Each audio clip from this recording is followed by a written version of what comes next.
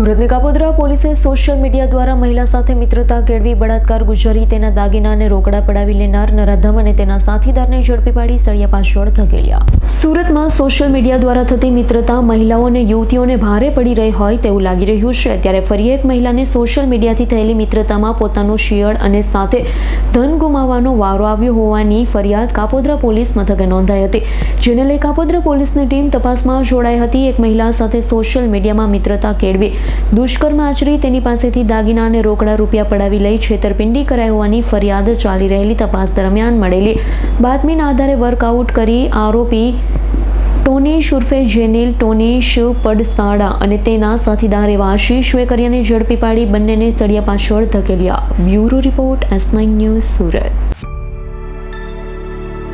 અમારી તમામ માહિતીથી અપડેટ રહેવા માટે જોડાયેલા રહો S9 ન્યૂઝ સાથે।